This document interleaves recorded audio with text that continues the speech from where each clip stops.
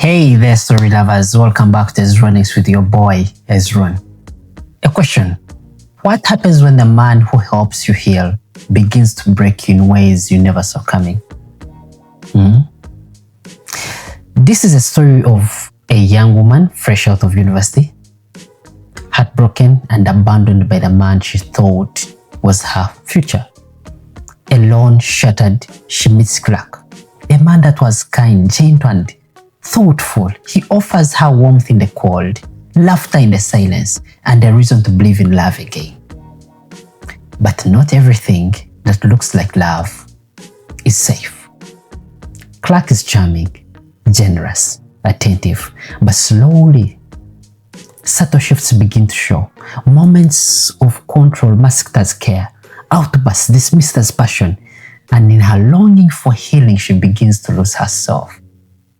In this part one of when we talk about love, when I talk about love, we tell a story about recovery, about romance, about abuse, and the quiet danger of control dressed as affection.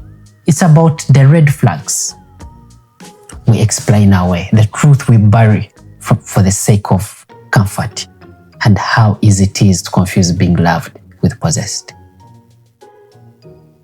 This is not just a love story, this is the story about what love becomes when you stop seeing clearly, when you lose your senses. Okay, grab a seat, lean in. Here is when I talk about love, part one.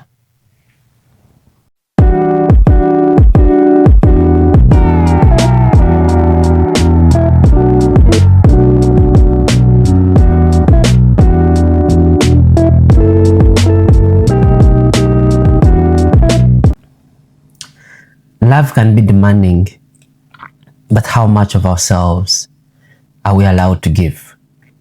And when should one really walk away? Let us see. It was evening, cold and misty. The wind had worked all day, and the cold just wouldn't quit. She sat in a cafe. It was small by the street. She was alone.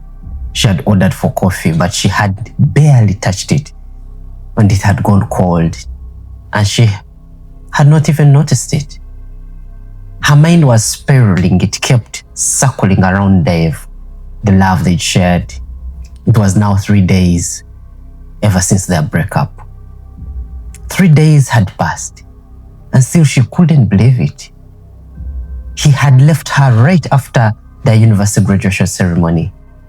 Their plans and dreams had been tightly woven around each other. He had been her future. Every step after their graduation had included Dave, that he would be around. She had without doubt believed she was his and he was hers. How did it unravel so fast, just in overnight? She kept asking that question. Tears kept coming. The waitress kept glancing at her table. The glasses asked how she could cry there. She didn't care really. She and Dave had planned to start life together. They had talked it through many times, going over it again and again and again. He spoke about the beautiful things he would do for her, what they would do together. He talked about life with their children, and yet now there she sat, in tears, clinging to empty promises. His eyes had met hers for the last time, and his lip had twitched as he ended it. He said it had all been university fun. He could not see it go anywhere beyond school. Then he had left. Just like that. Just like that. She had stood there, watched him stride away with his friends cracking. He had looked free and happy walking away. She could swear she had her heart inside of her shatter. She could. All the celebrations and the jazz that come after graduation, she had missed, opting to stay in her covers and cry herself to sleep. Now sitting there in that cafe by the street, she wanted to call him and speak her pain. Maybe he would reconsider their love. She reached into her pink leather bag. It was one of the many gifts Dave had given her. Reminders of him sat in every corner that she turned. Her hands trembled as she reached for the bag. She tried to dial the number, Dave's number. Her grip failed. The phone slipped away from her hand, and then it crashed on the floor. She had it and she just closed her eyes. She didn't flinch or look down. She just let it be. It was the tap on the shoulder that broke the daze. It was followed by a man's voice lit with concern. She did not move or even turn to see. The tapping insisted. It just didn't stop. It continued, slowly, gently on her shoulder. She wasn't interested. It continued until she turned slowly. A man stood tall above her. One hand rested on her shoulder, while the other set the broken phone on the table. Placing it on the table, he said it was hers. She sniffled and looked at it. She said nothing. She felt the tears dry on her cheeks. They felt like sticky lines. She was struggling to stop new ones from flowing. She could feel them flooding her eyes. She caught the waitress's stealthy gaze. At the counter, the waitress looked away immediately. He asked if he could sit with her. She just looked at him. She did not answer. She was not interested in pity. She really wasn't interested. She told herself this battle she was going through, it was all hers. She was going to go through it alone. She turned away and lowered her head and looked down. She had the chair pulled back. He sat across from her, just facing her. She did not want to face him. She felt half mortified by her sorry state. She felt half angry at his pity. She also knew that her frame asked for it. She kept her eyes down. She saw the waitress's shoes come and go. After a few minutes, the air at the table changed. It smelled of fresh coffee and samosas. She kept her head lowered, bent down. She had him call. She gave him a quick, stealthy glance. He was calling the waitress. She looked down again. She saw the waitress's feet return to the table. He asked the waitress to take her coffee, the coffee she had ordered, back because it was now cold, and then bring her a cup of fresh coffee. His voice sounded steady, with a quiet authority. She thought he was composed and firm. However, this care that he was trying to show, it was unwelcome at this moment. She wanted to be alone, just that. She had the waitress return and place the coffee on the table. He asked the waitress to bring a pair of more samosas. The coming and the going of the waitress, it felt like it reminded her of Dave walking away from a ready love. He had nurtured it and then ran off. She thought, oh, that fool, oh boy. She thought Dave was a fool. A gentle voice pulled her back. He was calling out softly for her attention. Tears started new streams on her cheeks. She kept her face down and played deaf. His soft voice insisted. She looked up, avoiding his face. She felt fresh. She felt the fresh waves of mortification flood her. He held out a white handkerchief. She looked at it without moving, and he just kept holding it for a moment, then placed it on the table. He lifted his cup and sipped. He ate a bite of samosa. She watched him place the cup down again. It felt like watching a boring show that she wasn't interested in.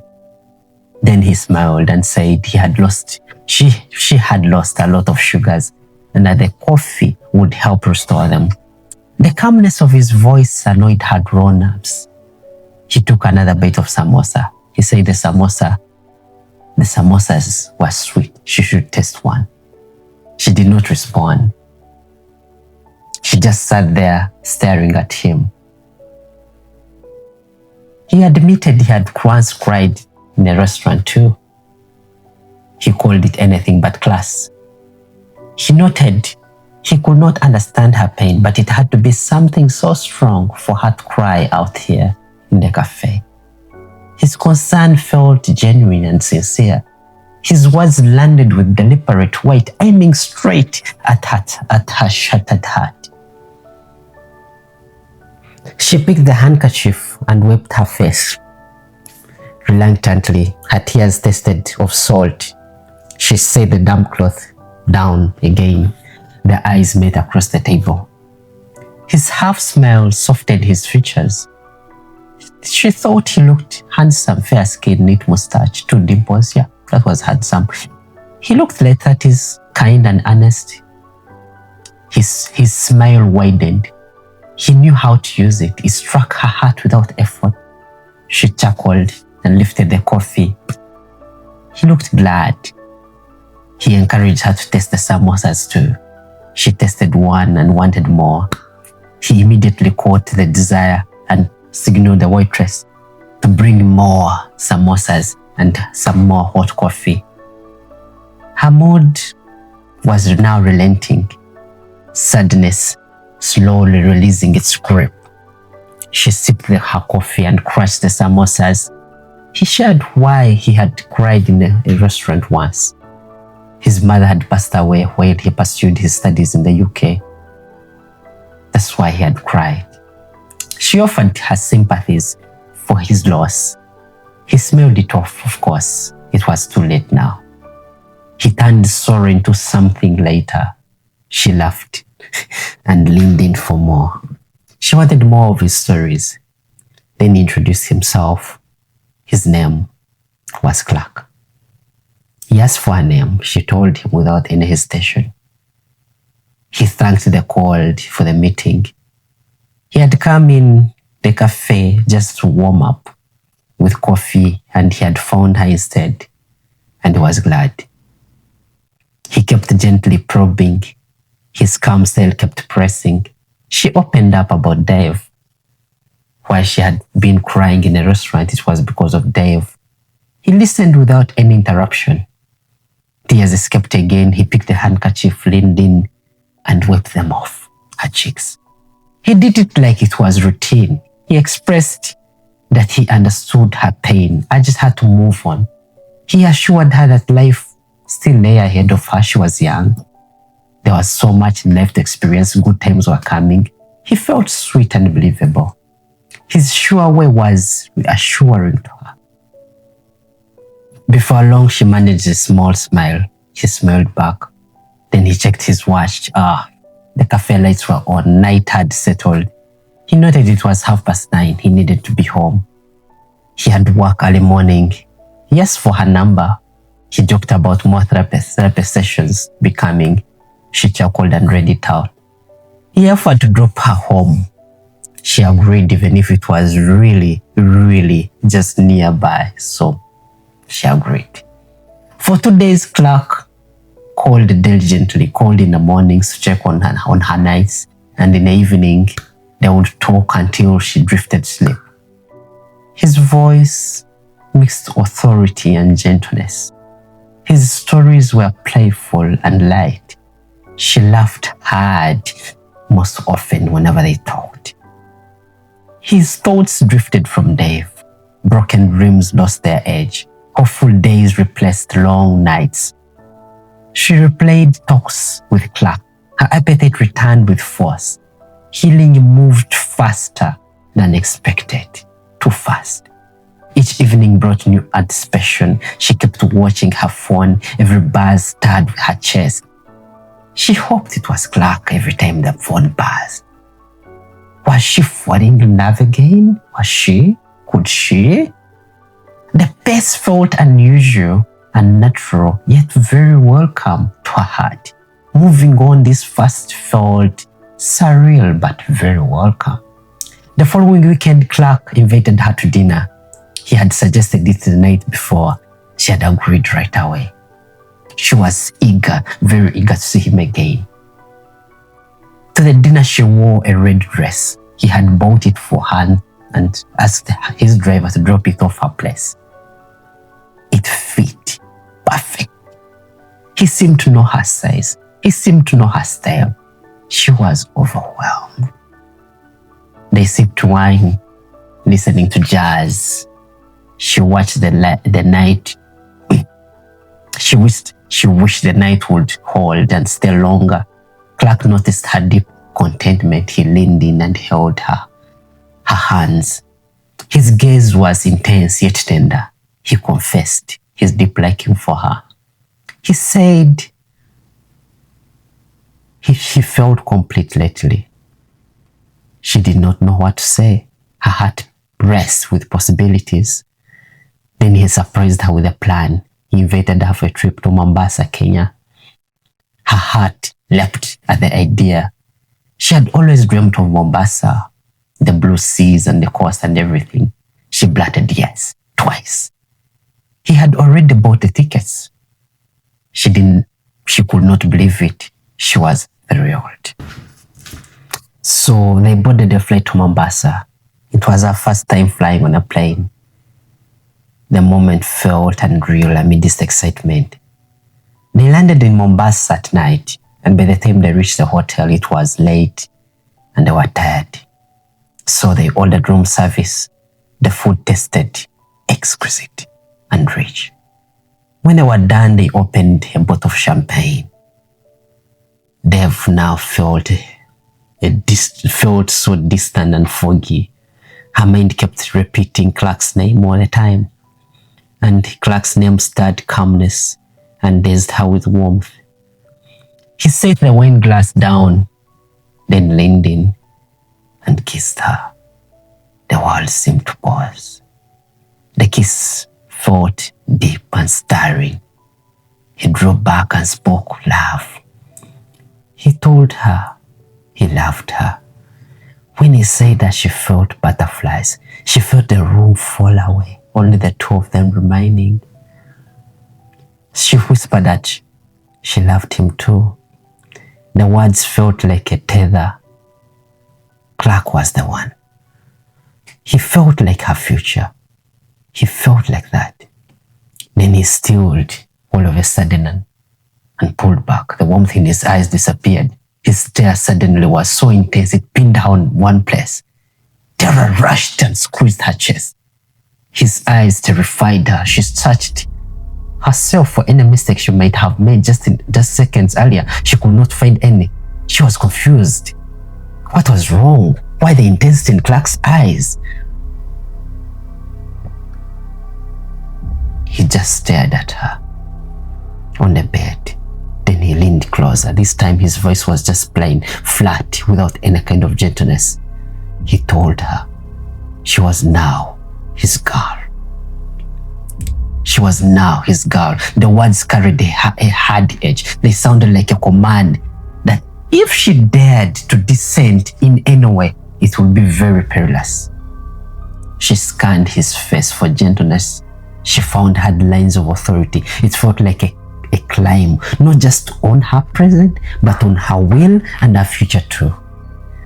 She argued with herself in that moment, quietly. Maybe this was just fierce passion. Maybe this was his love, a bold man climbing what he cherished. The thought eased her alarm slightly. He watched her without blinking. His gaze checked if she had understood his words. When he was satisfied, he resumed kissing her with a lot of passion. His kissing swept away all the worries she had just experienced seconds earlier. The next morning, the intense moment felt ages ago. They sat at the breakfast table. Clarke scrolled through his phone while he sipped his coffee. She was having eggs and a toast. They kept looking at each other stealthily, then smiling. Then suddenly, Clarke's body stiffened. He furiously turned his phone towards her. It was her WhatsApp status, a picture of him and her at the hotel. Her stomach knotted inside. He questioned why She had shared a picture of them on her status. He started to fume. He pushed the plates off the table, and together with the tablecloth, they went flying onto the floor. Fear overwhelmed her. She could not move. She just remained sitting in her chair, looking at him. He set the phone down. He stepped over the breakfast that lay on the floor. He found her on her chair. He leaned in, pinned her on it. His hand gripped her neck hard. The tenderness from last night, all of it had not vanished. While holding her neck with the left hand, he raised the right hand in the air, ready to strike her face. He told her that she needed to learn privacy. His arm trembled with anger. He stared at her for a minute, holding her in place. His eyes were wet with anger. Then he released her, lowered his hand, reorganized himself while still standing over her. She shook with confusion and fear. She doubted who he was. And just like the previous night, she dismissed it. Still, she dismissed it as protectiveness. He kept standing over her. He struggled to soften his look. She promised it would not happen again. He looked away, studied the mess on the floor. His voice softened. He told her to make sure it never, ever happens again. He forbade posts about them or her, and that she was not to be on any social media. Any social media. Her mind wrestled with the demands. It felt like care and control. The rules felt like shackles. But again, she rationalized it as passionate love. She nodded. She told herself such intense waves will pass. He loved her. There was no way he would hurt her. Small outbursts were not going to deter their love. He was just excitable, she thought. He paced the room and stopped at the window. He turned and looked at the breakfast. She looked at the breakfast down on the floor. Gentleness had now returned to his voice. He told her not to worry about the breakfast on the floor. He would send for more. And, ladies and gentlemen, that was part one of When I Talk About Love. A story that began in heartbreak, danced through healing, and quietly stepped into shadowed corners of control. We explored the tenderness of new affection and the unsettling quiet where love turns possessive. It reminds us how easily charm can become a cage and how silence often speaks the loudest in the name of protection. But this is only the beginning. Just the beginning, just the tip of it. In part two of the story, we continue, and this tale deepens. What happens when the love you clung to begins to feel like confinement? What happens when the man who lifted you up now watches every move you make? Make sure you don't miss it. You can't miss it. You don't have to miss it. At Ironic Stories, we don't just tell tales. We uncover the truth. We explore the beauty and the darkness of the world around us through stories. Because we believe stories can teach, can warn, and can heal. If you felt something today, if this story stirred something in you, stick around. Share it. Talk about it. This is what Ironic Story is all about. And please, like, comment, and subscribe to our channel. It's still new and we're just starting. Also find the links to Ezronic's newsletter and Ezronic's website for more stories in our description. Okay, until then, keep listening, keep feeling, keep being human. And above all, remember this. Stories inspire life. Saludos.